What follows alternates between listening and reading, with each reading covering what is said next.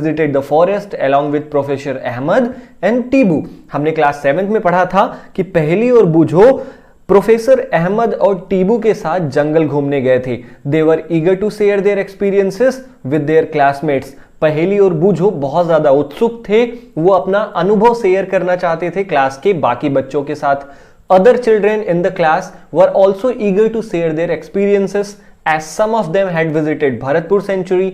अब जो बाकी बच्चे थे क्लास के वो भी अपना एक्सपीरियंस पहेली और बूझो से शेयर करना चाहते थे, क्योंकि उनमें से कुछ बच्चे भरतपुर सेंचुरी घूमने गए थे और जो कहीं नहीं घूमने गए थे वो सुन रहे थे, वो जानकारी ले रहे थे कजरंगा नेशनल पार्क की, लोकचाओ वाइल्ड लाइफ सेंचुरी की, ग्रेट निकोबार बायोस्फीयर रिजर्व की और टाइगर रिजर्व के बारे में वो सब जान रहे थे। मतलब बेसिकली वो अपना एक दूसरे से एक्सपीरियंस शेयर करना चाहते थे, वो बताना चाहते थे अलग अलग नेशनल पार्क्स और अलग अलग वाइल्ड लाइफ सेंचुरीज के बारे में। अब यहां पर पहेली पूछ रही है कि what is the purpose of making national parks, wild life sanctuaries and biosphere reserves. जरूरत क्या पड़ी, हमें क्यों national parks, wild life sanctuaries और बायोस्फीयर रिजर्व बनाना पड़ रहा है। तो इसका सिंपल सा आंसर है the purpose of making national parks, wild life sanctuaries and biosphere reserves is to protect plants and animals. पेड़ों की और जानवरों की रक्षा करने के लिए national parks, wild life sanctuaries और बायोस्फीयर रिजर्व बनाए जाते हैं। अब इन तीनों में फर्क क्या है हम आगे पढ़ेंगे। नेक्स्ट टॉपिक है हमारा डिफॉरेस्टेशन एंड इट्स कॉजेस। पेड़ों की कटाई और इसके क्या कारण हो सकते हैं। A great variety of plants and animals exist on earth. हम जानते हैं कि हमारी धरती पर अलग अलग प्रकार के पेड़ पौधे जानवर पाए जाते हैं। They are essential for the well being and survival of mankind. हम जानते हैं कि ये पेड़ पौधे, ये जानवर इंसान के स्वस्थ रहने के लिए और इंसान को जिंदा रहने के लिए बहुत ज्यादा जरूरी है। Today a major threat to survival of these organism is deforestation. लेकिन आज सबसे बड़ा जो खतरा है इन पेड़ों के लिए वो है डिफॉरेस्टेशन। डिफॉरेस्टेशन का मतलब क्या है, आप में से कई लोग जानते होंगे, जो नहीं जानते मैं उनको बता देता हूं कि we know that deforestation means clearing of forest and using that land for other purposes. जंगलों की कटाई करना और उस जमीन को किसी और कार्य के लिए प्रयोग करना, उन कटे हुए लकड़ियों को किसी और कार्य के लिए प्रयोग करना ही डिफॉरेस्टेशन कहलाता है। तो इसकी एग्जैक्ट डेफिनेशन है कि deforestation means clearing of forest and using that land for other purposes. Trees in the forest are cut for some of the purposes mentioned below. जो जंगलों में पेड़ काटे जाते हैं वो नीचे दिए गए कुछ कारणों की वजह से काटे जाते हैं। चलिए देख लेते हैं कौन कौन से रीजंस हैं जिनकी वजह से आज जंगलों का सफाया हो रहा है। पहला पॉइंट है प्रोकरिंग लैंड फॉर कल्टीवेशन। जो जंगल की जमीन होते हैं वहां पर पेड़ काटकर इंसान क्या कर रहा है, खेती कर रहा है। दूसरी point building houses and factories. इंसान पेड़ों को काट रहा है, जैसे जैसे इंसान की जनसंख्या बढ़ रही है उसे घरों की जरूरत पड़ रही है रहने के लिए। वो अपने घर कहां बना रहे हैं, जंगलों को काटकर बना रहे हैं, फैक्ट्रीज सेटअप कर रहे हैं वो। तीसरा पॉइंट क्या है, मेकिंग फर्नीचर और यूजिंग वुड एज फ्यूल। आज हम अपने घरों में, अपने बेडरूम में चेयर चाहिए, टेबल चाहिए, टीवी का शोकेस चाहिए, जो सब कुछ लकड़ी से बनता है। और लकड़ी कहां से आती है, पेड़ों को काटना पड़ता है। तो ये भी एक बहुत बड़ा कारण है। Using wood as fuel. आज अब भी कई गांवों में क्या होता है कि एलपीजी सिलेंडर नहीं पहुंच पाया है, जिसकी वजह से गांव के लोग लकड़ियों को जलाकर खाना पकाते हैं। तो वो लकड़ियां भी कहां से आती हैं, पेड़ों को काट कर आते हैं। Some natural causes of deforestation are forest fires and severe droughts. कुछ प्राकृतिक कारण भी हैं जिनकी वजह से डिफॉरेस्टेशन होता है, जिनकी वजह से पेड़ बर्बाद हो जाते हैं। उनमें से है फॉरेस्ट फायर। अगर जंगलों में आग लग जाती है तो कई पेड़ एक साथ जल जाते हैं, तो वहां पर भी डिफॉरेस्टेशन हो जाता है। कभी कभी बहुत ज्यादा सूखा पड़ जाता है जिसकी वजह से हंड्रेड्स ऑफ ट्रीज सूख जाते हैं। तो ये भी डिफॉरेस्टेशन का एक नेचुरल कॉज है, ये प्राकृतिक कारण है। ठीक है, नाउ एक्टिविटी 7.1 एक्टिविटी में क्या है, add more causes of deforestation to your list and classify them into natural and man made. अब आपको क्या करना है, डिफॉरेस्टेशन के जो बचे हुए कारण हैं, जैसे माइनिंग की वजह से भी डिफॉरेस्टेशन होता है। ठीक है, तो इन सारे कारणों का एक लिस्ट बनाइए और लिस्ट में के जितनी भी चीज है उनको दो कैटेगरीज में डिवाइड करिए। वो कारण जो नेचुरल कारण है, जो नेचुरल रीजन है, उनको एक तरफ रखिए। जो डिफॉरेस्टेशन के मैन मेड रीजन है उन्हें एक तरफ करिए। तो ये आपका होमवर्क मान लीजिए, कमेंट सेक्शन में मुझे कमेंट करिए करके। Now consequences of deforestation. पेड़ों को काटने के क्या क्या आप कह सकते हो नुकसान हो सकते हैं, क्या परिणाम हो सकते हैं। पहली इन बूझो, recall the consequences of deforestation.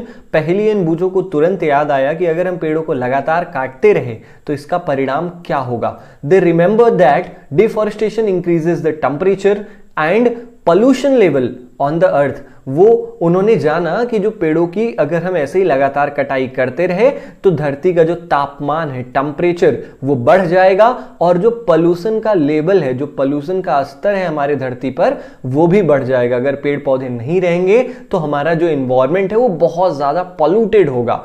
It increases the level of carbon dioxide in the atmosphere. अगर पेड़ नहीं रहेंगे तो हमारे वातावरण में कार्बन डाइऑक्साइड की मात्रा बढ़ जाएगी। Ground water level also gets lowered. और अगर पेड़ ही नहीं रहेंगे तो बरसात नहीं होगी, और बरसात नहीं होगी तो जो ग्राउंड वाटर है, जो हमारी जमीन के नीचे का पानी है, उसका स्तर और नीचे चला जाएगा जब उसे बरसात का पानी नहीं मिलेगा। तो they know that deforestation disturbs the balance in nature.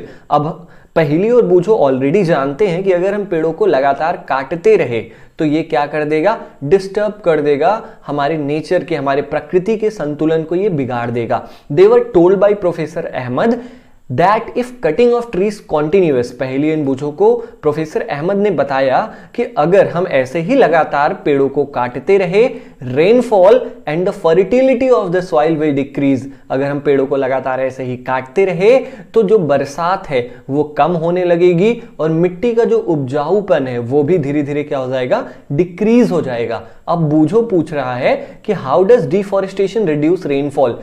कैसे अगर हम पेड़ों को काटें तो बारिश कैसे कम हो जाएगी, ठीक है। और दूसरी तरफ अगर बारिश कम हो जाएगी तो बाढ़ कैसे आ जाता है डिफॉरेस्टेशन करने पे। तो दो क्वेश्चन पूछा है। सबसे पहले ये वाले क्वेश्चन का आंसर देते हैं कि पेड़ों की कटाई करने से बारिश कैसे कम हो जाती है। तो आप जानते हो ट्रांसपीरेशन एक प्रोसेस होता है। ट्रांसपीरेशन का मतलब क्या होता है, जब अमाउंट ऑफ वाटर जितना एक प्लांट को चाहिए अगर एक्सेस हो जाता है, अगर उस प्लांट को पानी जितना चाहिए उतना मिल गया है और जितना एक्सेस वाटर है ना वो स्टोमेटा के थ्रू ट्रांसपायर कर देती है, मतलब ट्रांसपीरेशन प्रोसेस से बाहर निकाल देती है, ठीक है। अब जिससे जैसे ही पानी बाहर आता है तो वो क्या होता है, एवापोरेट होकर ऊपर जाकर क्लाउड्स बनाता है, ठीक है। जब क्लाउड्स बनाता है तो बारिश होती है। अब जब पेड़ नहीं रहेंगे तो ट्रांसपीरेशन नहीं होगा, ट्रांसपीरेशन नहीं होगा तो बरसात तो कम हो ही जाएगी।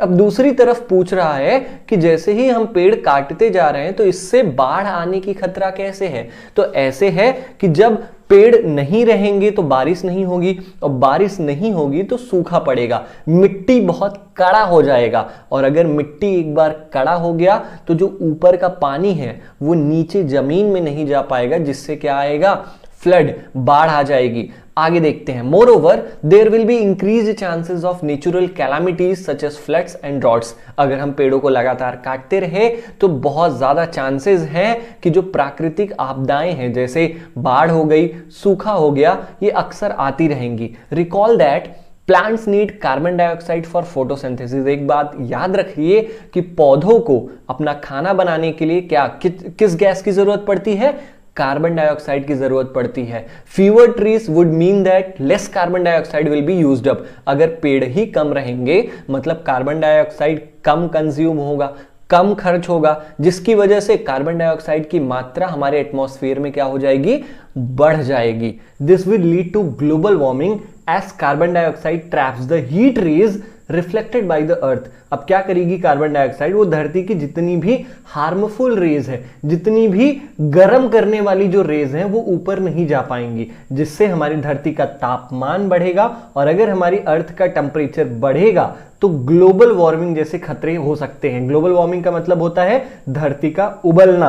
अगर धरती पे बहुत ज्यादा गर्मी बढ़ जाती है तो जो बड़े बड़े बर्फ के चट्टान हैं वो पिघलेंगे, जिससे जो समुद्री इलाके हैं वो बिल्कुल पूरी तरीके से क्या हो जाएंगे, डूब जाएंगे। The increase in temperature on the earth disturbs the water cycle and में रिड्यूस रेनफॉल। अगर हमारी धरती पर तापमान बढ़ जाता है तो इससे हमारा वाटर साइकिल भी डिस्टर्ब हो जाएगा। वाटर साइकिल का मतलब क्या होता है, बारिश होती है, जमीन से होकर फिर से वो क्या होता है, नदियों में जाता है, समुद्रों में जाता है और फिर से इवापोरेट होकर वो वापस बादल बनाता है। तो ये जो पूरा साइकिल है, अगर टेम्परेचर बढ़ जाएगा तो वाटर साइकिल डिस्टर्ब हो जाएगा, ठीक है, जिसकी वजह से बारिश कम होगी और अगर बारिश कम होगी तो सूखा पड़ेगा। Deforestation is a major cause which leads to the change in soil properties. पेड़ों की अगर हम लगातार कटाई करते रहें तो जो मिट्टी के जो गुण हैं, सॉइल की जो प्रॉपर्टीज हैं वो भी चेंज हो जाती हैं। Physical properties of the soil get affected by plantation and vegetation. जो मिट्टी के बाहरी गुण हैं, जो फिजिकल प्रॉपर्टीज होती है ना मिट्टी की, वो बार बार प्लांट लगाने से, बार बार खेती करने से अफेक्टेड हो जाएगी। मतलब जो मिट्टी बहुत ज्यादा उपजाऊ रहेगा वो धीरे धीरे कम उपजाऊ होता जाएगा। Recall from class 7 how trees prevent soil erosion. आप याद करिए कि क्लास 7 में हमने पढ़ा था कि जो पेड़ पौधे होते हैं वो मिट्टियों को कटने से रोकते हैं। मिट्टियों का कटना मतलब सॉइल इरोजन। जो पेड़ होते हैं वो मिट्टियों को पकड़ के रखते हैं जिससे पानी आने पे वो बहता नहीं है, और अगर बहेगा नहीं तो सॉइल इरोजन नहीं होगा। और अगर फीवर ट्रीज रहेंगे, अगर पेड़ पौधे कम रहेंगे तो मिट्टी कटेगी, और मिट्टी कटेगी तो इससे क्या होगा, removal of the top layer of the soil. जैसे ही जो जमीन का ऊपरी मिट्टी का जो सतह है वो जैसे ही इरोज हो जाएगा, जैसे ही वो कट जाएगा तो जो नीचे का हार्ड, सख्त और जो पथरीला लेयर है वो बाहर आ जाएगा। इससे क्या होगा, this soil has less humus. जो ये मिट्टी जो बाहर आई है वो कम ह्यूमस, उसमें जो खाद की मात्रा होती है वो बहुत कम होती है, इसलिए वो बहुत कम उपजाऊ होता है, वहां पर खेती करना पॉसिबल नहीं होता है। धीरे धीरे जो उपजाऊ जमीन है वो डिजर्ट्स, वो रेगिस्तान में परिवर्तित हो जाएंगे, रेगिस्तान में वो कन्वर्ट हो जाएंगे, और इस पूरे प्रोसेस को हम डिजर्टिफिकेशन कहते हैं। याद रखना, conversion of fertile land into deserts is known as desertification. Now, deforestation also leads to decrease in the water holding capacity of the soil.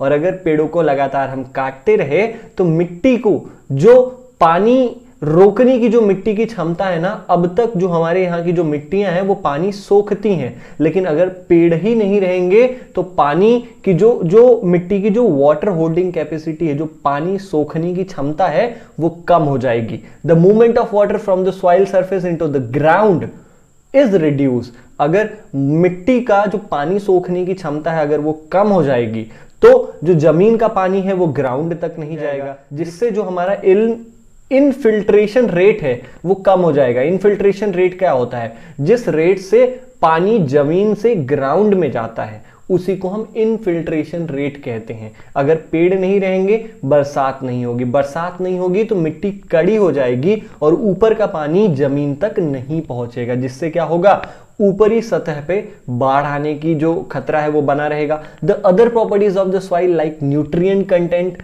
Texture etcetera also change because of deforestation. अगर हम पेड़ों को लगातार काटते रहे तो मिट्टी के जो और भी गुण हैं, जैसे न्यूट्रिएंट कंटेंट मतलब कोई भी मिट्टी में बहुत ज्यादा अगर न्यूट्रिएंट्स है तो वहां पेड़ पौधे अच्छे होते हैं, ठीक है। उसके जो मिट्टी का जो टेक्सचर है, जैसे कलर हो गया, जो उसके पार्टिकल्स के साइज होते हैं, ये सारी चीजें चेंज हो जाएंगी अगर हम पेड़ों को काटते रहे तो। We have studied in class 7, हमने क्लास 7 में पढ़ा था that we get many products from forest, कि हम जंगलों से कई प्रोडक्ट्स प्राप्त करते हैं। जैसे पेपर हम जंगलों से प्राप्त करते हैं, ठीक है। हम लकड़ियां अपने फर्नीचर्स के लिए वो कहां से प्राप्त करते हैं, पेड़ों से, फॉरेस्ट से प्राप्त करते हैं। कई मेडिसिन्स हमें ट्रीज से मिलती हैं। तो क्या अगर हम पेड़ों को लगातार काटते रहेंगे तो क्या इनकी शॉर्टेज भी पड़ सकती है, क्या इन चीजों की कमी भी पड़ सकती है? इसका आंसर आपको करना है कि will we face shortage of these products if we continue cutting trees. अगर हम पेड़ों को लगातार काटते रहे तो पेड़ों से मिलने वाली जो जरूरी चीजें हैं क्या वो हमें नहीं मिलेंगी, क्या उनकी कमी पड़ जाएगी? ये आप क्या करो, अपने मन से ढूंढ के कमेंट सेक्शन में कमेंट करो। चलो एक्टिविटी 7.2 करते हैं। Animal life is also affected by deforestation. How? जो जानवरों का जिंदगी है, जो जानवरों का जीवन है वो भी प्रभावित होता है अगर हम पेड़ों को काट रहे हैं तो। कैसे? तो कैसे इसका मैं आंसर दे देता हूं। हम जानते हैं किसी भी लिविंग ऑर्गेनिजम्स को जिंदा रहने के लिए 3 चीजों की जरूरत होती है, रोटी, कपड़ा, मकान। तो जो रोटी है मतलब जो एनिमल्स का जो खाने की जितनी भी चीजें हैं वो पेड़ों से ही मिलती हैं। आप ज्यादातर जितनी भी चीजें होती हैं पेड़ों से ही मिलती हैं। पेड़ ही नहीं रहेंगे तो ये जानवर जिंदा कैसे रहेंगे, वो खाएंगे क्या? अब बात आती है कपड़े की, तो कपड़े तो ये जानवर पहनते नहीं है। दूसरी चीज आती है मकान। जानवर रहते भी जंगल में है और अगर हम जंगलों को काट देंगे तो जानवरों का जो घर है वो छिन जाएगा। ठीक है, अब आपको क्या करने हैं, उन पॉइंट्स को लिस्ट करने हैं कि कैसे एनिमल की लाइफ पेड़ों को काटने से अफेक्ट हो रही है। वो कौन कौन से पॉइंट्स हैं जिनकी वजह से जो जानवरों की जिंदगी है वो पेड़ों की काटने की वजह से अफेक्ट हो रही है। ये हमारी एक्टिविटी है, तो मैंने आपको बता दिया। ठीक है, 7.3 conservation of forest and wild life, जंगलों को बचाना, जीव जंतुओं को बचाना। अब ये इस पॉइंट में क्या कुछ है हम पढ़ते हैं आगे। Having become aware of the effects of deforestation, पहेली एंड बूझो आर वरीड। अब जब पहेली एंड बूझो जान चुके हैं कि अगर हम पेड़ों को लगातार काटते रहें तो उसके परिणाम क्या हो सकते हैं, इसलिए पहेली और बूझो बहुत ज्यादा चिंतित हैं। They go to professor Ahmad and ask him how forest and wildlife can be saved. इसलिए वो प्रोफेसर अहमद के पास जाते हैं और उनसे पूछते हैं कि हम पेड़ों को, जंगलों को और जंगली जानवरों को कैसे बचा सकते हैं। तो आइए देखते हैं ये क्या कुछ है। इसमें बायोस्फीयर के बारे में बताया कि बायोस्फीयर क्या होता है। बायोस्फीयर एक छोटे सिंपल भाषा में समझ लीजिए, बायोस्फीयर जीव जंतुओं का एरिया जहां पर लाइफ एग्जिस्ट करती है। Biosphere is that part of the earth, biosphere धरती का वो हिस्सा है इन विच लिविंग ऑर्गेनिजम्स एग्जिस्ट, जहां पर जीवित पशु पक्षी, जीवित पेड़ पौधे, जीवित इंसान पाए जाते हैं। और विच सपोर्ट्स लाइफ, या धरती का वो हिस्सा जहां पर जीवन पॉसिबल है, जहां पर जिंदगी पॉसिबल है, उसको हम बायोस्फीयर कहते हैं। बायोस्फीयर से एक टर्म निकल के आता है बायोलॉजिकल डाइवर्सिटी, या जिसे हम बायोडाइवर्सिटी भी कहते हैं। इसका मतलब क्या है? Biodiversity refers to the variety of organisms existing on the earth. अब देखो बायोडाइवर्सिटी नाम से ही क्लियर है, बायो के अंदर डाइवर्सिटी, जो जन जीवन है उनके अंदर कितनी भिन्नता है वही बायोडाइवर्सिटी कहलाती है। The variety of organisms existing on the अर्थ, अलग अलग प्रकार के जितने भी लिविंग ऑर्गेनिजम्स हैं जो इस धरती पर रहते हैं, उनका एक दूसरे के साथ क्या कनेक्शन है। इंटर रिलेशनशिप का मतलब एक दूसरे के साथ क्या रिलेशन है, और उनका पर्यावरण एनवायरमेंट के साथ क्या रिलेशन है, इसी को हम बायोडाइवर्सिटी कहते हैं। ठीक है, तो डिफिनीशन यहां से लेके यहां तक है हमारी कि the variety of organism existing on the earth, their interrelationship and their relationship with the environment. Now, Professor Ahmed organizes a visit to a biosphere reserve for पहेली बूझो and their classmate. Professor Ahmad बच्चों को ये समझाने के लिए कि हम कैसे पेड़ पौधों को बचाएं, ये समझाने के लिए प्रोफेसर अहमद एक ट्रिप ऑर्गेनाइज करते हैं जहां पर पहेली को, बूझो को और उनके सारे साथियों को ले जाते हैं। इसके लिए उन्होंने पंचमढ़ी बायोस्फीयर रिजर्व, जो कि मध्य प्रदेश में है, वहां का ट्रिप उन्होंने ऑर्गेनाइज किया। He knows that, professor Ahmad जानते थे कि that the plants and animals found here are similar to those of the upper Himalayan peaks and to those belonging to the lower western Ghats. Professor Ahmad ये जानते थे कि जो इस बायोस्फीयर में जो पेड़ पौधे पाए जाते हैं वो बिल्कुल सेम टू सेम है, वो बिल्कुल एक जैसे हैं उन पेड़ पौधों से जो पहाड़ों पर पाए जाते हैं और उन पेड़ पौधों से जो निचले इलाकों पर पाए जाते हैं, जो लोअर वेस्टर्न घाट्स, निचले इलाके हैं जो धरती के, वहां पर पाए जाते हैं। मतलब यहां की जो बायोडाइवर्सिटी है, प्रोफेसर अहमद का ये मानना था, प्रोफेसर अहमद ये विश्वास करते थे कि इस बायो रिजर्व में जो बायोडाइवर्सिटी पाई जाती है, जो जीव जंतु पाए जाते हैं, वो यूनिक हैं, वो अकेले हैं, ऐसा कहीं और नहीं मिलेगा। He request Madhav ji, a forest employ, professor Ahmed ने विनती किया, रिक्वेस्ट किया माधव जी से। माधव जी जंगल में ही काम करने वाले एक एम्प्लॉय हैं, एक कार्यकर्ता हैं, उनसे रिक्वेस्ट किया कि वो बच्चों को पूरा बायोस्फीयर रिजर्व दिखाएं। He explains that, Madhav ji बताते हैं कि preserving areas of such biological importance make them a part of our national heritage. Madhav ji बताते हैं बच्चों को कि चूंकि जो ये पूरा एरिया है बायोस्फीयर रिजर्व, यहां पर पेड़ पौधों और जानवरों को प्रिजर्व किया जाता है, बचाया जाता है, जिसकी वजह से ये पूरा एरिया हमारा राष्ट्रीय धरोहर है। ठीक है। नाउ नेशनल हेरिटेज का मतलब जो हमारे देश का एक गौरव है, जो हमारे देश का एक शान है, उसको हम क्या कहते हैं? National heritage. Now Madhav ji explains to the children, Madhav ji बच्चों को बताते हैं that apart from our personal efforts and efforts of our society, Madhav ji बच्चों को बताते हैं कि हमारे खुद के प्रयासों के अलावा हमारा जो समाज प्रयास कर रहा है पेड़ पौधों को बचाने का, इसके अलावा जो गवर्नमेंट है ना, गवर्नमेंट एजेंसीज भी इन पेड़ पौधों का, इन जंगलों का, इन जंगली जानवरों का ख्याल रखती है। आगे बढ़ने से पहले हम जानेंगे कि wild life sanctuaries, national parks और बायोस्फीयर रिजर्व होते क्या हैं। तो ये पूरे ब्रैकेट में यही सब दिया गया है। To protect our flora and fauna and their habitats, protected areas called wildlife sanctuaries, national parks and biosphere reserves have been earmarked। यहां पर बताया गया है कि किसी भी इलाके की जो पेड़ होते हैं, फ्लोरा का मतलब जो पेड़ और पौधे होते हैं, फौना मतलब जो वहां के जानवर होते हैं, उनके वातावरण को, उनके रहन सहन को बचाने के लिए कुछ इलाके निर्धारित किए गए हैं, जिन्हें हम वाइल्ड लाइफ सेंचुरीज कहते हैं, नेशनल पार्क्स कहते हैं और बायोस्फीयर रिजर्व कहते हैं। अब इन तीनों में अंतर क्या है, आइए देख लेते हैं। Plantation, cultivation, grazing, felling trees, hunting and poaching are prohibited there. इन तीनों जगहों पर ये जो चीजें हैं, जो प्रोटेक्टेड एरियाज है, जहां पर पेड़ पौधे और जानवरों को बचाया जाता है, वहां पर किसी भी प्रकार के हम प्लांटेशन नहीं कर सकते हैं, वहां पर हम पौधारोपण नहीं कर सकते हैं, ना तो हम उस एरिया में खेती कर सकते हैं, ना तो हम उस एरिया में अपने जानवरों को चरा सकते हैं, ना तो पेड़ काट सकते हैं, ना शिकार कर सकते हैं, ना किसी भी प्रकार की तस्करी कर सकते हैं। ठीक है, ये सारी चीजें इन एरियाज में अलाउड नहीं है। तो सबसे पहला है वाइल्ड लाइफ सेंचुरी, देख लेते हैं ये क्या है। Areas where animals are protected from any disturbance to them and their habitat. Wild life जो सेंचुरीज होती हैं, इनमें जो जानवर होते हैं उनकी रक्षा की जाती है, उनके हैबिटेट को बिल्कुल भी डिस्टर्ब नहीं किया जाता, उन्हें बिल्कुल भी किसी भी तरीके से डिस्टर्ब नहीं किया जाता है।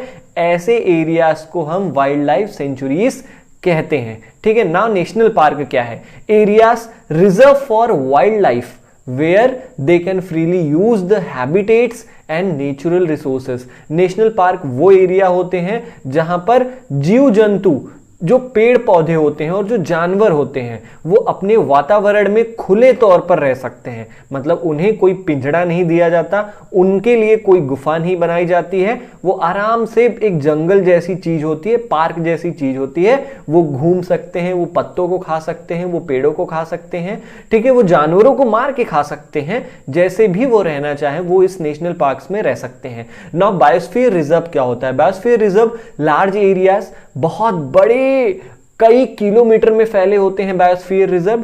ठीक है, और ये कौन से लैंड होते हैं? ये प्रोटेक्टेड लैंड होते हैं, ये संरक्षित इलाके होते हैं जहां पर बचाया जाता है वाइल्ड लाइफ को, जंगल के जीवन को, वहां के पेड़ पौधों को, वहां के जानवरों को बचाया जाता है।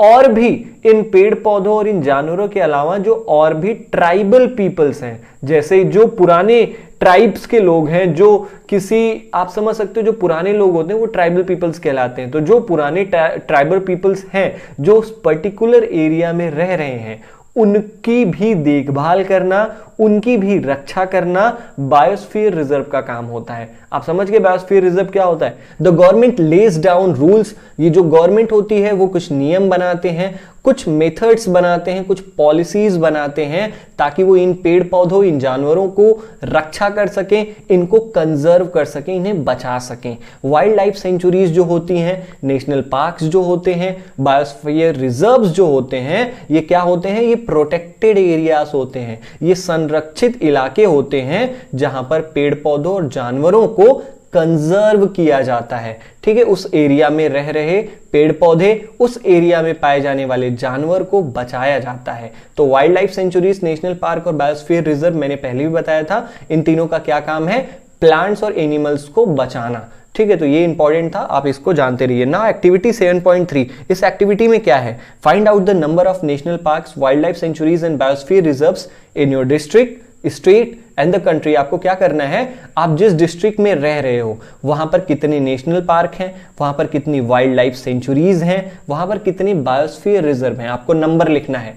ठीक है, आपके राज्य में कितने नेशनल पार्क हैं, कितनी वाइल्ड लाइफ सेंचुरीज हैं, कितनी बायोस्फीयर रिजर्व हैं, उनके नंबर लिखिए। आपके पूरे देश में कितने नेशनल पार्क हैं, कितनी वाइल्ड लाइफ सेंचुरीज हैं, कितने बायोस्फीयर रिजर्व हैं, आपको उनका नाम लिखना है। तो गूगल पे आप अपने डिस्ट्रिक्ट का नाम डालिए और फिर वहां से इजीली आपको मिल जाएगा कि कितने नेशनल पार्क हैं, कितने वाइल्ड लाइफ सेंचुरीज हैं और कितने बायोस्फीयर रिजर्व हैं। ओके, तो हमारा नेक्स्ट पॉइंट आता है 7.4 बायोस्फीयर रिजर्व। हमारी जो 3 चीजें हैं, जो हम 3 मेन चीजें पढ़ रहे हैं इस चैप्टर में, वाइल्ड लाइफ सेंचुरीज क्या होती हैं, नेशनल पार्क्स क्या होते हैं और बायोस्फीयर रिजर्व्स क्या होते हैं। इन तीनों में से जो पहला पॉइंट है बायोस्फीयर रिजर्व, जो सबसे बड़ा होता है, उसके बारे में हम पढ़ते हैं। Children along with professor Ahmad and Madhav ji enter the biosphere reserve area. बच्चों के साथ प्रोफेसर अहमद और माधव जी उस बायोस्फीयर रिजर्व, उस पंचमढ़ी बायोस्फीयर रिजर्व के अंदर जाते हैं। Madhav ji explains that biosphere reserves are the areas meant for conservation of biodiversity. अब माधव जी बच्चों को बताते हैं कि ये बायो रिजर्व्स क्यों बनाए जाते हैं। बायो रिजर्व्स इसलिए बनाए जाते हैं ताकि किसी एक इलाके में रह रहे अलग अलग प्रकार के पेड़ पौधे, अलग अलग प्रकार के जानवर और अलग अलग प्रकार के जो ट्राइबल पीपल्स होते हैं उनकी रक्षा कर सकें, उनको हम प्रोटेक्ट कर सकें, इसलिए बायोस्फीयर रिजर्व्स बनाए जाते हैं। As you are aware that biodiversity, जैसा कि आप जानते हो कि बायोडाइवर्सिटी का मतलब क्या है। बायोडाइवर्सिटी का मतलब कितने वैरायटीज के प्लांट्स, एनिमल्स और माइक्रो ऑर्गेनिजम्स किसी एक एरिया में पाए जाते हैं, उसी को हम बायोडाइवर्सिटी कहते हैं। अगर हिंदी में हम देखें तो जो अलग अलग प्रकार के पेड़ पौधे, जानवर, कीड़े मकोड़े किसी एक एरिया में पाए जाते हैं, उसी को हम बायोडाइवर्सिटी कहते हैं। समझ में आया? Now the biosphere reserves help to maintain the biodiversity and culture of that area. जो बायोस्फीयर रिजर्व होते हैं उनका काम क्या होते हैं, वो अलग अलग प्रकार के पेड़ पौधों को और उनके कल्चर, जो उनकी सभ्यता है, मतलब कोई ट्राइबल पीपल है वो मॉडर्न नहीं होना चाहता है, वो वैसे ही पुराने तरीके से जिंदगी जीना चाहता है, तो बायोस्फीयर रिजर्व में वो आसानी से अपनी जिंदगी जी सकता है, अपने कल्चर के साथ जी सकता है। समझ गए? अब बायोस्फीयर रिजर्व में also contain other protected areas in it. जो बायोस्फीयर रिजर्व होता है, चूंकि ये बहुत बड़ा होता है, इसलिए ये अपने अंदर कई प्रोटेक्टेड एरियाज को समाहित रखता है। मतलब बायोस्फीयर रिजर्व्स के अंदर कई नेशनल पार्क्स, कई वाइल्ड लाइफ सेंचुरीज पाए जाते हैं। जैसे पंचमढ़ी बायोस्फीयर रिजर्व के अंदर एक नेशनल पार्क है जिसका नाम है सतपुरा नेशनल पार्क, मध्य प्रदेश में पाया जाता है और बहुत फेमस है। और 2 वाइल्ड लाइफ सेंचुरीज भी हैं, जिसमें से एक है बोरी वाइल्ड लाइफ सेंचुरी और एक है पंचमढ़ी वाइल्ड लाइफ सेंचुरी। यहां पर एक मैप दिया है, ये पूरा मैप पंचमढ़ी बायोस्फीयर रिजर्व का है, जहां पर बच्चे और प्रोफेसर अहमद घूमने गए हैं। इस पूरे बायोस्फीयर रिजर्व में आप देख रहे हो 2 नेशनल पार्क है, एक सतपुरा नेशनल पार्क और एक आप यहां पर देख सकते हो बोरी नेशनल पार्क। ठीक है, अब पंचमढ़ी वाइल्ड लाइफ सेंचुरी भी है यहां पे। नाउ आगे बढ़ते हैं हम। List the factors disturbing the biodiversity of your area. आपको क्या करना है, उन कारणों के नाम लिखने हैं, उन फैक्टर्स के नाम लिखने हैं कि क्यों आपके अगल बगल की जो बायोडाइवर्सिटी है, जो पेड़ पौधे हैं, जो जानवर हैं, क्या वो डिस्टर्ब हो रहे हैं। अगर डिस्टर्ब हो रहे हैं किसी भी प्रकार से तो कौन से कारण हो सकते हैं। जैसे आप जान रहे हो आजकल जो पेड़ पौधे हैं, जानवर हैं, उनको नुकसान पहुंचाया जा रहा है, पेड़ों को काटा जा रहा है। जो हंटर्स हैं वो हंटिंग कर रहे हैं जानवरों की, उनकी तस्करी कर रहे हैं, पोचिंग कर रहे हैं, स्मगलिंग कर रहे हैं, जैसे चंदन की लकड़ियों की स्मगलिंग होता है। तो ये सब कारण हैं, ये सब वो फैक्टर्स हैं जिससे बायोडाइवर्सिटी डिस्टर्ब हो रही है। तो आपको यही क्या करना है, लिस्ट बनाना है। अब आगे क्या करना है कि कुछ ऐसी भी एक्टिविटीज होती हैं जो इंसान अनजाने में कर देता है। अननोइंगली मतलब इंसान जानता भी नहीं है कि वो किस तरीके से पेड़ पौधे और जानवरों को ये काम करके नुकसान पहुंचा रहा है। जैसे इंसान पॉलिथीन का यूज करता है, और पॉलिथीन ना केवल पेड़ों के लिए हानिकारक है, बल्कि कभी कभी जानवर भी पॉलीथीन को खा लेते हैं तो उनकी डेथ हो जाती है। आपको करना क्या है, इन सारी इंसान की गतिविधियों का लिस्ट बनाना है जिससे पेड़ पौधों और जानवरों को नुकसान पहुंचता है। इन्हें हम रोक कैसे सकते हैं, तो इन्हें हम कैसे रोक सकते हैं, बाय क्रिएटिंग अवेयरनेस। हम लोगों में जागरूकता फैलाएंगे कि पेड़ पौधे और जानवर हमारे लिए कितने इंपॉर्टेंट है। गवर्नमेंट कड़े कड़े नियम ला सकती है, कड़ी कड़ी पॉलिसीज ला सकती है, जिससे अगर कोई हंटिंग करता है या कोई स्मगलिंग करता है तो उन्हें कड़ी से कड़ी सजा मिल सके। तो ये था हमारा एक्टिविटी जिसको हमने कर दिखाया है। नाउ नेक्स्ट पॉइंट आता है हमारा 7.5, फ्लोरा एंड फौना। फ्लोरा का मतलब पेड़ और पौधे, फौना का मतलब जानवर। अब ये फ्लोरा फौना होता क्या है, एक्चुअल में क्या होता है, ये मैं आपको बता देता हूं। As the children walk around the biosphere reserve they appreciate the green wealth of the forest. जैसे ही बच्चे उस पंचमढ़ी बायोस्फीयर रिजर्व के अंदर गए, उन्होंने बहुत तारीफ किया वहां के जो हरे भरे पेड़ थे, जो जंगल की जो हरी भरी जो दौलत थी, जो हरे भरे वहां के पेड़ थे, उसकी बहुत तारीफ किया बच्चों ने। They are very happy to see tall teak trees. बच्चे बहुत खुश हुए लंबे लंबे सागौन के पेड़ देखकर। वहां उस बायोस्फीयर रिजर्व में रह रहे जानवरों को देखकर बच्चे बहुत ज्यादा खुश हुए। Suddenly Paheli finds a rabbit and wants to catch it. Paheli एक लड़की है, उसने एक खरगोश को देखा और उसे पकड़ना चाहा। सी स्टार्ट्स रनिंग आफ्टर इट। पहेली उस खरगोश के पीछे भागने लगती है, लेकिन प्रोफेसर अहमद पहेली को रोकते हैं। वो पहेली को समझाते हैं कि that animals are comfortable and happy in their own habitat. Professor Ahmad Paheli से कहते हैं कि जो जानवर होते हैं वो बहुत आराम से और बहुत हंसी खुशी अपने वातावरण में रह रहे होते हैं। We should not disturb them. हमें उन्हें डिस्टर्ब नहीं करना चाहिए। माधव जी बच्चों को बताते हैं कि सम एनिमल्स, जो कुछ जानवर हैं और जो कुछ पौधे हैं, typically belong to a particular area. वो आमतौर पर किसी एक एरिया में पाए जाते हैं। अब यहां पर बहुत इंपॉर्टेंट है, देखो फिर से माधव जी बच्चों को बताते हैं कि कुछ पेड़ पौधे ऐसे होते हैं जो आमतौर पर किसी भी एरिया पे पाए जाते हैं, जैसे the plants and animals found in a particular area are termed as flora and fauna of that area. मतलब किसी एक एरिया में पाए जाने वाले पेड़ पौधे और जानवर वहां के फ्लोरा और फौना कहलाते हैं। मतलब जैसे हमारे घर के अगल बगल में जो पेड़ हैं, जो पौधे हैं और जो जानवर हैं, वो हमारे एरिया के फ्लोरा फौना कहलाएंगे। समझ में आया? फ्लोरा मतलब हमारे एरिया के पेड़ पौधे, फौना का मतलब हमारे एरिया में जो जीव जंतु पाए जाते हैं, जो जानवर पाए जाते हैं। समझ गए? नाउ अब यहां पे क्या है, साल का पेड़ है, ठीक है, सागौन का पेड़ है, आम का पेड़ है, जामुन का पेड़ है, फर्न का पेड़ है, अर्जुन का पेड़ है। ये सारे फ्लोरा हैं, ठीक है। और फ्लोरा का मतलब ये सारे क्या हैं, पेड़ पौधे हैं। Chinkara, blue bull, barking deer, भौंकने वाला हिरन, चीतल यहां पर है, लियोपार्ड तेंदुआ, वाइल्ड डॉग ये है, और उल्फ, ये सारे क्या हैं, फौना है। ये सारे एनिमल्स हैं जो पंचमढ़ी बायोस्फीयर रिजर्व में पाए जाते हैं। ये सारे पेड़ जो पंचमढ़ी बायोस्फीयर रिजर्व में पाए जाते हैं, और ये सारे एनिमल्स जो यहां पर पाए जाते हैं। चलो एक एक करके देख लेते हैं ये कौन कौन है। ये पहला है हमारा वाइल्ड डॉग, जंगली कुत्ता है। दूसरा चीतल, इसका नाम है, चीता नहीं चीतल नाम है इसका। ये तो वुल्फ है, आप जानते ही हो। लियोपर्ड तेंदुआ है ये है हमारा फर्न, और ये है हमारा जामुन का पेड़।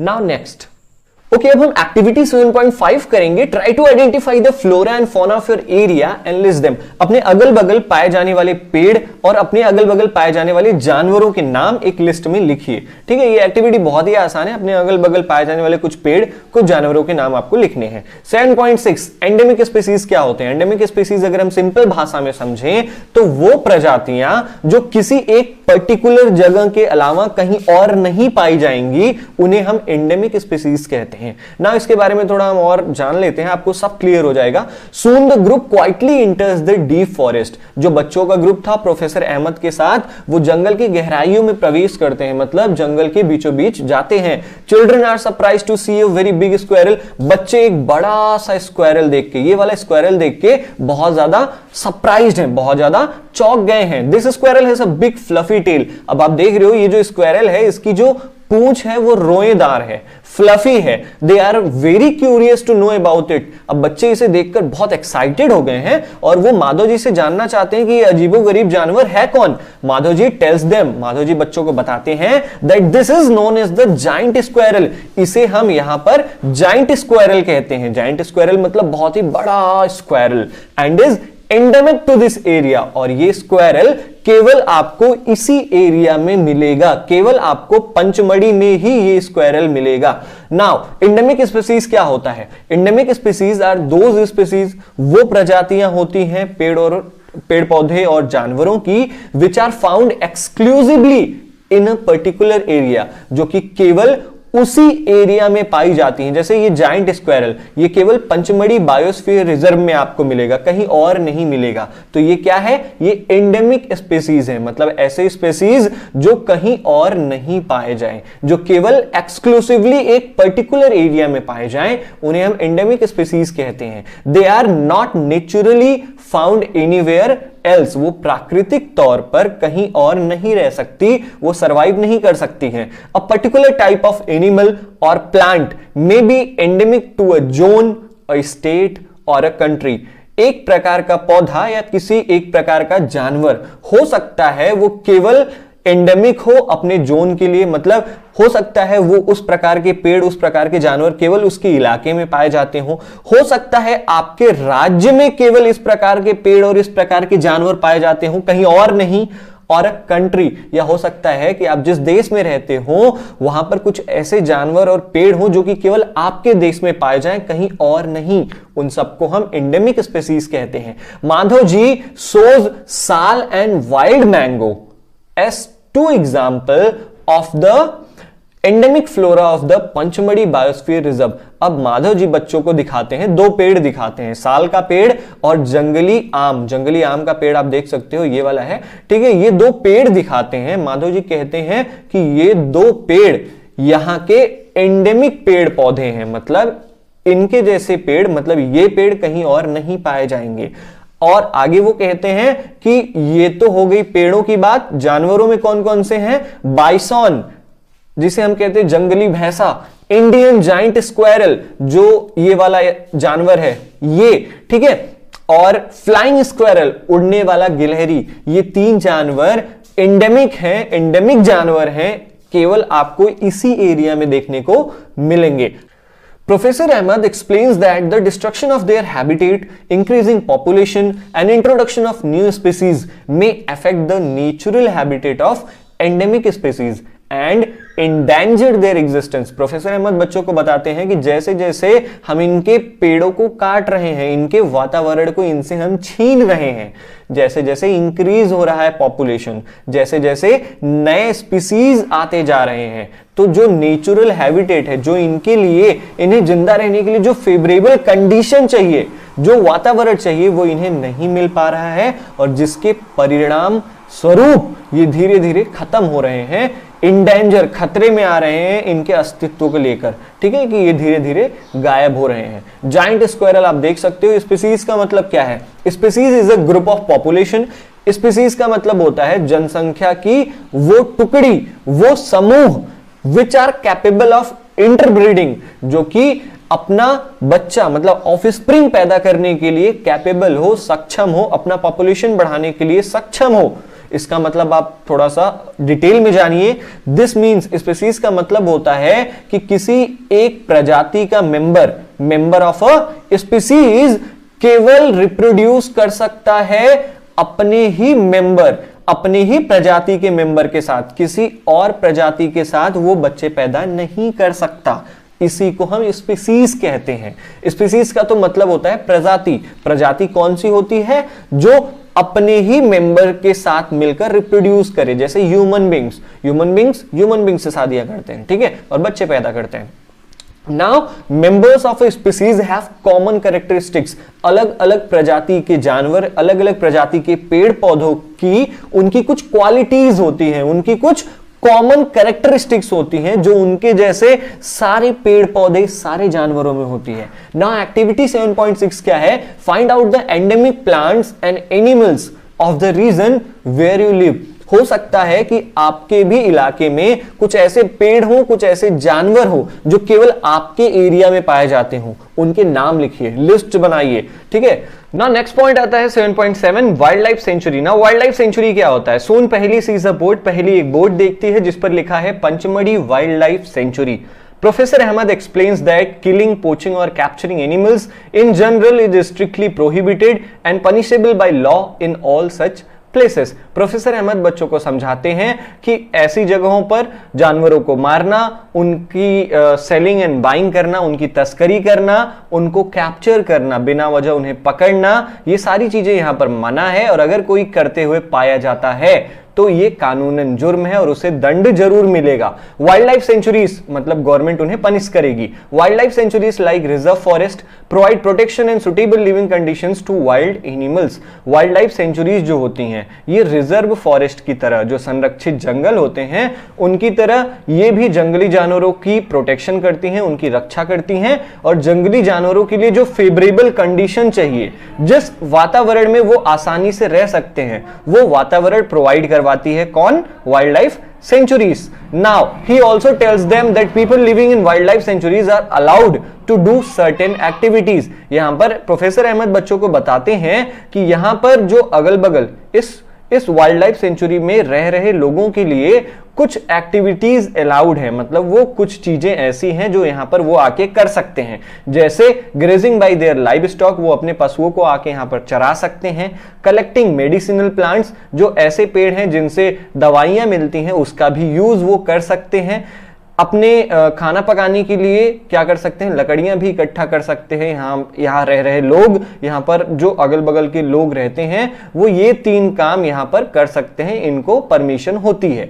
Now some of the threatened wild animals, कुछ जो भयानक जंगली जानवर हैं, जैसे आप कह सकते हो काला हिरन हो गया, सफेद आंखों वाला हिरन हो गया, एलिफेंट हाथी हो गया, सुनहरी बिल्ली हो गई, गुलाबी रंग के सर वाला बत्तख हो गया, घड़ियाल, दलदली इलाकों में रहने वाला जो हमारा मगरमच्छ है, पाइथन जिसे हम अजगर कहते हैं, राइनासिरोस आर प्रोटेक्टेड। ये इन सारे जानवरों को यहाँ पर प्रोटेक्ट किया जाता है और इनकी रक्षा की जाती है अपने इन वाइल्ड लाइफ सेंचुरीज में। Indian sanctuaries have unique landscape. यहां पर बताया गया है कि जो इंडियन सेंचुरीज हैं, जो भारत की वाइल्ड लाइफ सेंचुरीज हैं, उनकी जो जमीन की बनावट है वो बहुत यूनिक है, ऐसा कहीं और आपको नहीं मिलेगा। जो इंडियन सेंचुरीज हैं उसमें ब्रॉड लेवल के फॉरेस्ट भी हैं, कहीं कहीं किसी वाइल्ड लाइफ सेंचुरीज में केवल जंगल ही जंगल है, किसी वाइल्ड लाइफ सेंचुरीज में आपको पहाड़ी जंगल मिल जाएंगे, मतलब पहाड़ी जानवर वहां पर मिलेंगे, वहां पर पहाड़ी पेड़ मिलेंगे आपको। और कुछ ऐसी भी वाइल्ड लाइफ सेंचुरीज है जहां पर केवल झाड़ियां मिलेंगी,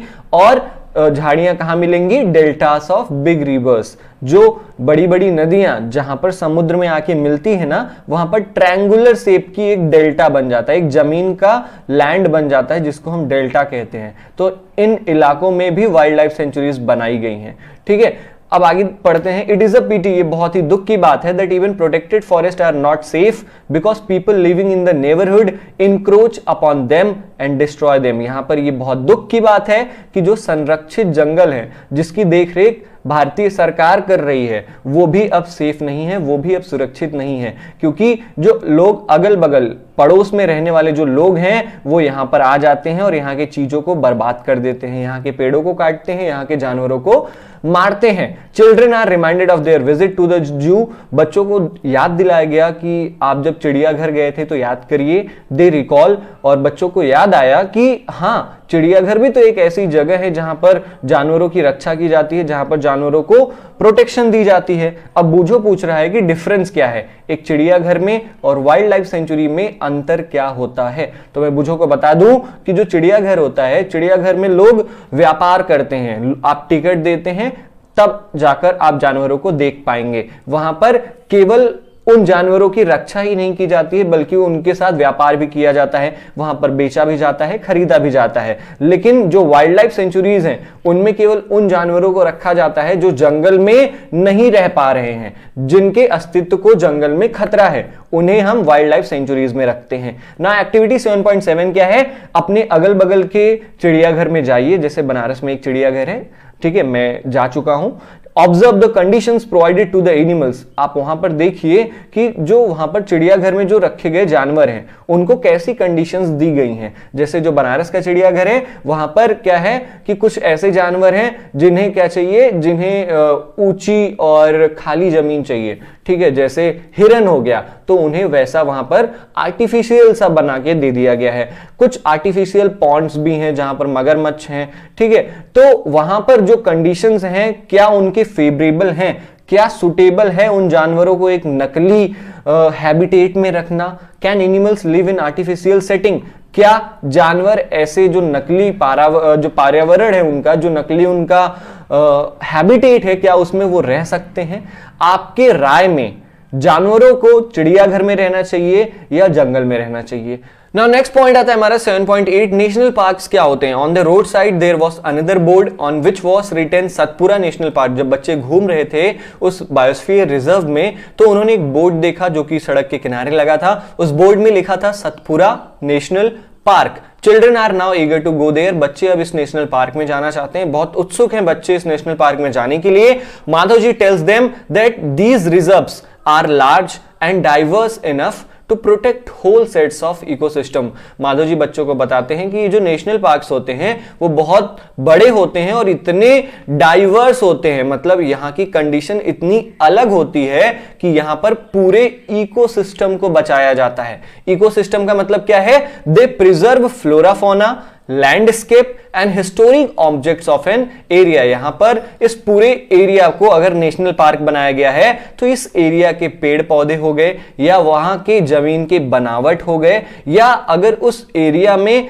कोई पुरानी चीजें पाई गई हैं तो वो सब गवर्नमेंट के देखरेख में रखी जाती है। वहां की चीजों के साथ आप छेड़खानी नहीं कर सकते हो। Satpura national park is the first reserve forest in India. जो सतपुरा नेशनल पार्क है वो भारत का पहला, Satpura national park is the first reserve forest of India. Satpura national park जो है वो भारत का पहला संरक्षित जंगल है। The finest Indian teak is found in this forest. इस जंगल में पूरे भारत का सबसे नंबर 1 क्वालिटी का जो सागौन का पेड़ है वो यहीं पर पाया जाता है। There are more than 100 national parks in India. Bharat में 100 से ज्यादा नेशनल पार्क्स पाए जाते हैं। नाउ रॉक शेल्टर्स के बारे में बताया गया है कि रॉक शेल्टर्स क्या होते हैं। आप इसे पढ़ लीजिएगा, इतना ज्यादा इंपॉर्टेंट नहीं है लेकिन मैं फिर भी पढ़ा देता हूं। Rock shelters are also found inside the Satpura national park. Satpura national park जहां पर बच्चे घूम रहे थे वहां पर उन्होंने देखा कि पत्थरों के कुछ शिविर बनाए गए हैं, मतलब पत्थरों की मदद से कुछ रहने की जगह बनाई गई है जो पुराने लोगों ने बनाई थी। These are evidences of prehistoric human life.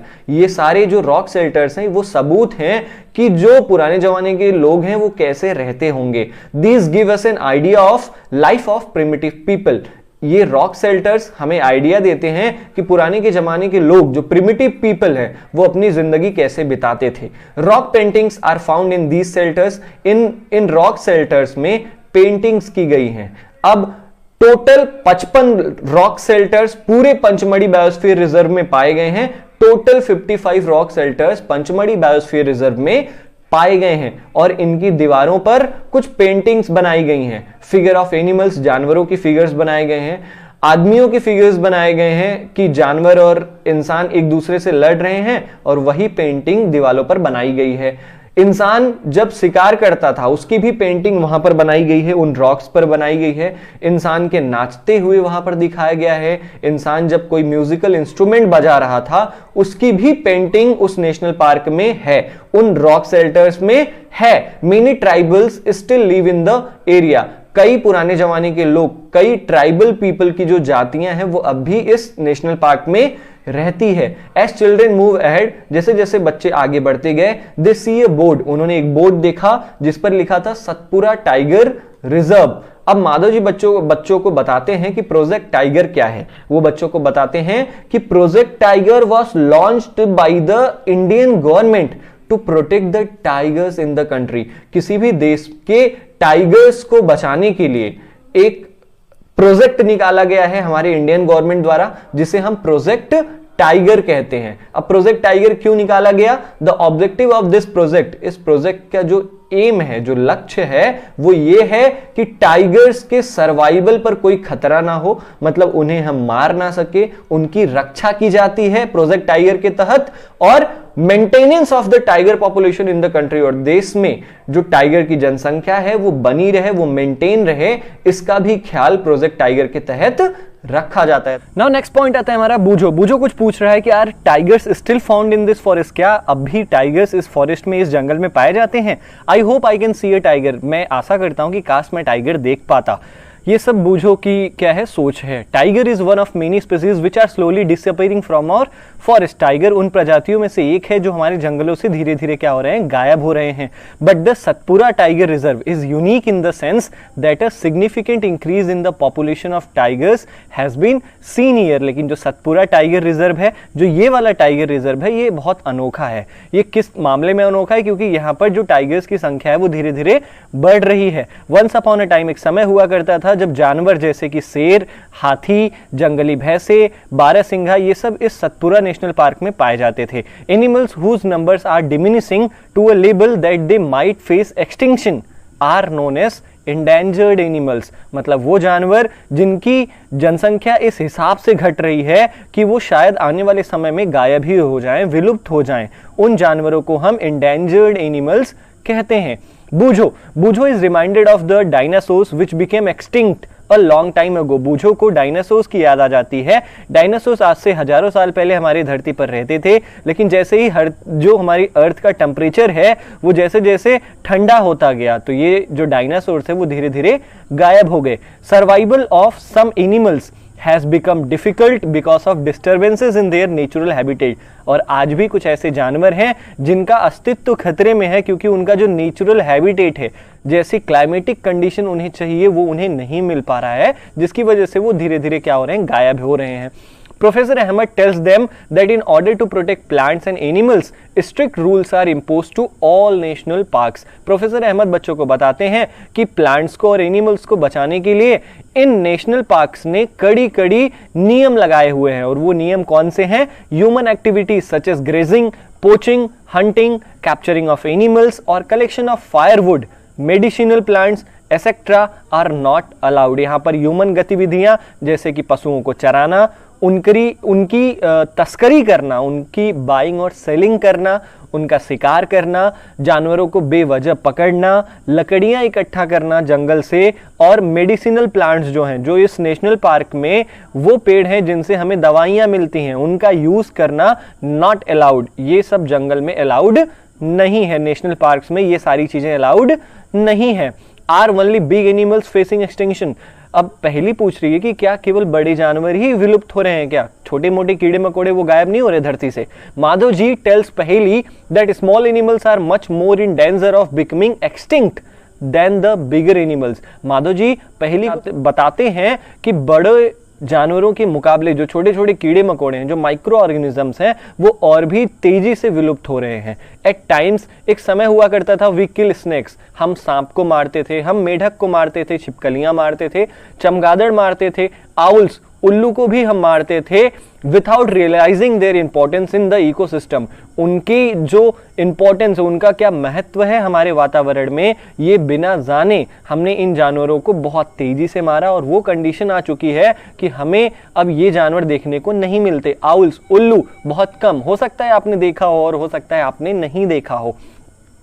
By killing them, we are harming ourselves। इन जानवरों को मारकर ना केवल हम उन्हें नुकसान पहुंचा रहे हैं, बल्कि कहीं ना कहीं हम अपने आप को नुकसान पहुंचा रहे हैं। They might be small in size, हो सकता है ये कीड़े मकोड़े, ये जो इंसेक्ट्स हैं, उनका जो शेप साइज है, उनका जो आकार है वो छोटा हो, but their role in the ecosystem can not be ignored. लेकिन हमारे वातावरण में जो इनका कार्य है, जो इनका इंपॉर्टेंस है, उसे हम भूल नहीं सकते हैं। हमारे इकोसिस्टम में इनका क्या इंपॉर्टेंस है? They form part of food chain. ये एक फूड चेन बनाते हैं और फूड वेब्स बनाते हैं। फूड चेन और फूड वेब क्या होता है आप जानते हो? छोटे मोटे कीड़े मकोड़े होते हैं, उन्हें मेढक खाते हैं और मेढकों को स्नैक्स खाते हैं।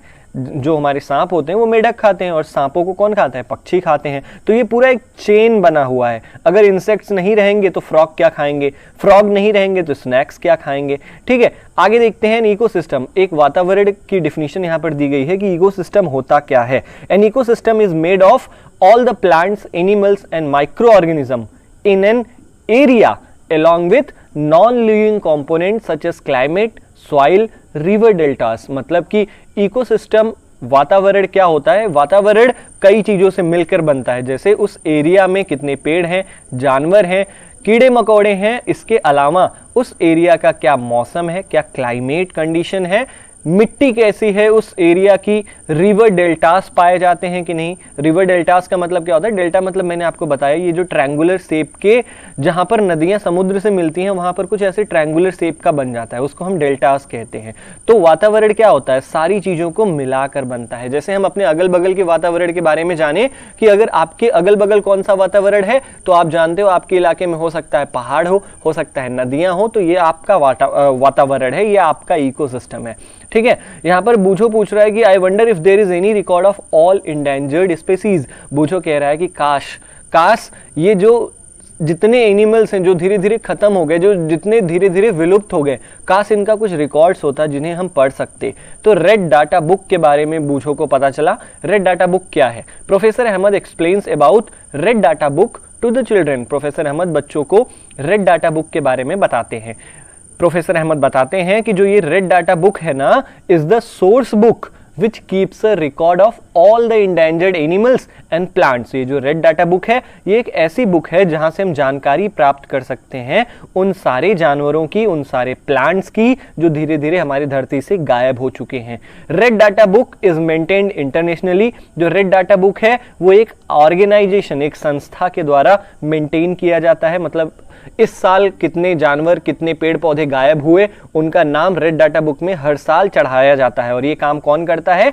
एक संस्था है जो ये काम करती है। संस्था का मतलब एक ऑर्गेनाइजेशन है, कुछ ग्रुप ऑफ पीपल हैं जिनका केवल यही काम है कि वो रेड डाटा बुक में रिकॉर्ड मेंटेन करते हैं। India also maintains red data book for plants and animals found in India. जो इंडिया है वो भी रेड डाटा बुक को मेंटेन करती है। वो भी, भारत भी लिखता है कि हर साल भारत के कौन से पेड़ पौधे, कौन से जानवर हैं जो धीरे धीरे विलुप्त हो गए हैं। तो रेड डाटा बुक का मतलब क्या है?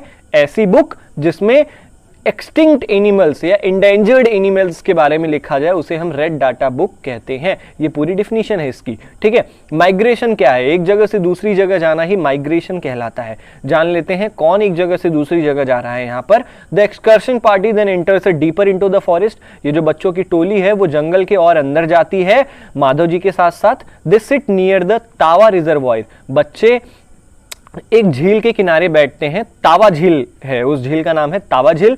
तावा झील के किनारे बैठकर बच्चे रिलैक्स करते हैं। Paheli observe some of the birds near the river. Paheli देखती है कि इस झील के किनारे, इस नदी के अगल बगल कुछ पक्षी उड़ रहे हैं। Madhav ji tells the children. Madhav ji बच्चों को बताते हैं कि ये जो बर्ड्स हैं ये माइग्रेटरी बर्ड्स हैं, मतलब ये बर्ड्स कहीं और से उड़कर यहाँ पर आई हैं। These birds have phloem here from other parts of the world. देश भर के अलग हिस्से से अलग अलग पक्षी यहाँ पर उड़कर आती है। और क्यों उड़कर आती है?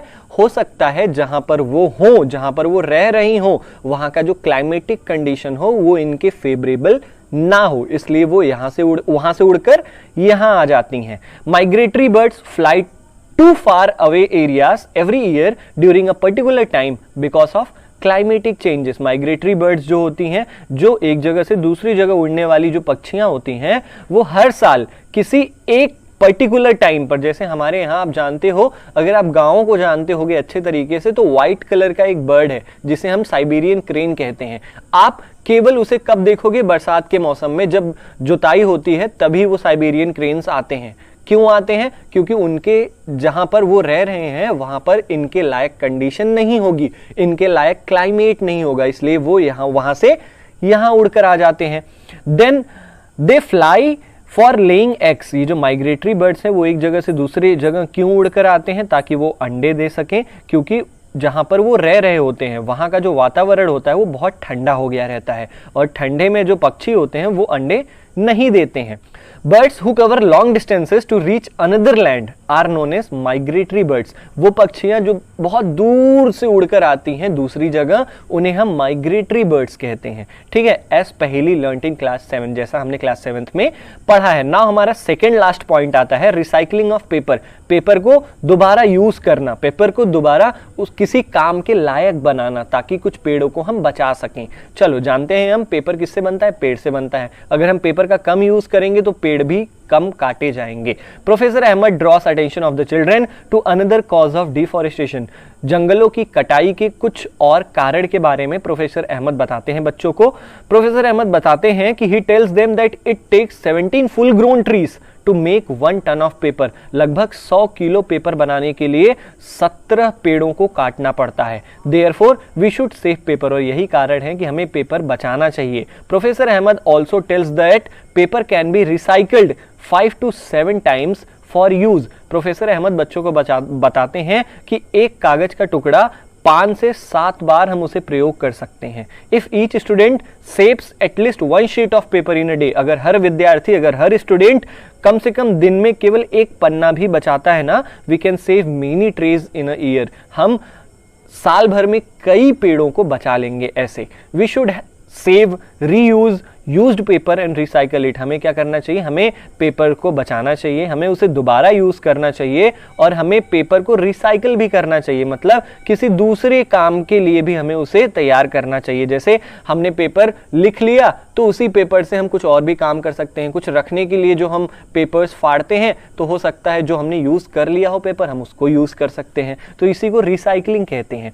Bye this we not only save trees but also save energy and water needed for manufacturing paper। और अगर हम एक पेपर को बचाएंगे तो ऐसा हम केवल पेड़ों को नहीं बचाते हैं, बल्कि उन पेपर्स को बनाने के लिए जितनी एनर्जी चाहिए होती है हमने उसको बचाया, जितनी पानी चाहिए होती है हमने उसको बचाया। मोर एवर, लेकिन इससे कहीं ज्यादा, the amount of harmful chemicals used in paper making will also be reduced. अगर हम एक पेज भी बचाते हैं दिन का, तो पेड़ के अलावा वो जो केमिकल्स प्रोड्यूस होते हैं पेपर बनाते समय उसको भी हम कंट्रोल कर सकते हैं, उसको भी हम रोक सकते हैं। अब बूझो पूछ रहा है कि is there any permanent solution to the problem of deforestation? क्या पेड़ों की कटाई का कोई परमानेंट सोल्यूशन है कि हम बस केवल बचाते ही रहें, कोई और सोल्यूशन नहीं है? तो प्रोफेसर अहमद उन्हें रिफॉरेस्टेशन के बारे में बताते हैं। अब रिफॉरेस्टेशन क्या होता है? दोबारा जंगलों का लगाना या दोबारा पेड़ों को लगाना। Professor Ahmad suggest that the answer to deforestation is reforestation. Professor Ahmad बच्चों को बताते हैं कि डिफॉरेस्टेशन का केवल एक ही उपाय है। डिफॉरेस्टेशन के नुकसान से अगर हमें बचना है तो हमें दोबारा पेड़ लगाना पड़ेगा। रिफॉरेस्टेशन क्या होता है? Reforestation is restocking of the destroyed forest.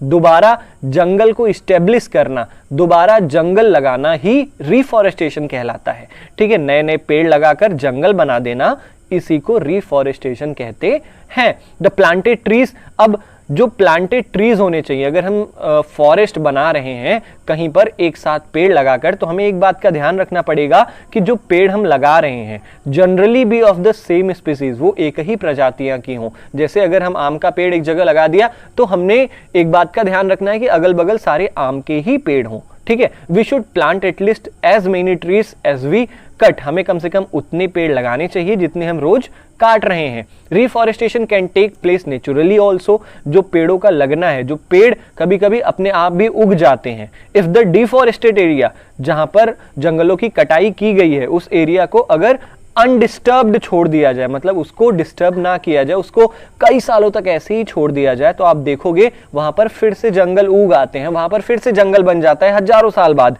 In natural reforestation there is no role of human beings. जो अपने आप, जो प्राकृतिक तौर पर पेड़ लग जाते हैं, जंगल बन जाते हैं, उनमें इंसान की कोई दखलंदाजी नहीं रहती, उसके लिए इंसान कुछ भी नहीं कर पाता है। We have already caused tremendous damage to our forest. हमने ऑलरेडी अपने जंगलों को काफी नुकसान पहुंचा चुके हैं हम लोग। If we have to retain our green wealth for future generations, plantation of more trees is the only option. और अगर इस हरी भरी दौलत को, इस पेड़ पौधों को हमें अपने फ्यूचर जनरेशन के लिए बचा के रखना है, तो हमें आज पेड़ लगाना पड़ेगा। केवल यही एक ऑप्शन है हमारे पास। Professor Ahmed told them that in India we have the forest conservation act. हमारे भारत में, प्रोफेसर अहमद बताते हैं बच्चों को कि हमारे भारत में जंगलों को बचाने के लिए अभियान चलाया जा रहा है। इस अभियान का उद्देश्य क्या है?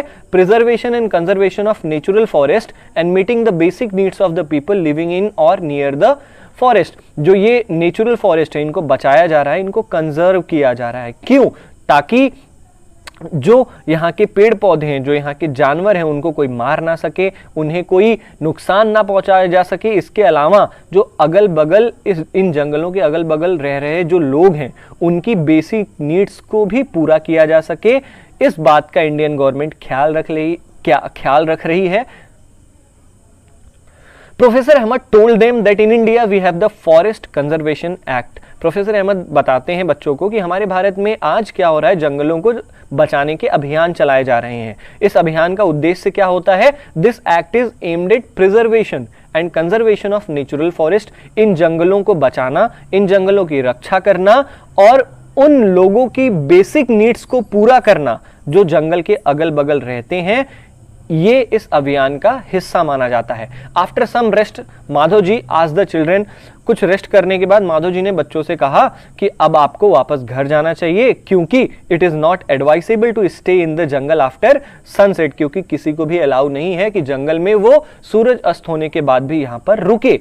On getting back, professor Ahmad and the children thank Madhav ji for guiding them through this exciting experience. और उन जंगल से, उस बायोस्फीयर रिजर्व से बाहर निकलने के बाद प्रोफेसर अहमद और बच्चों ने माधव जी को धन्यवाद दिया, उनका शुक्रिया अदा किया कि उन्होंने पूरे जंगल को बच्चों को दिखाया, प्रोफेसर अहमद को दिखाया। तो this is all about the chapter. I hope आपको चैप्टर पसंद आया होगा।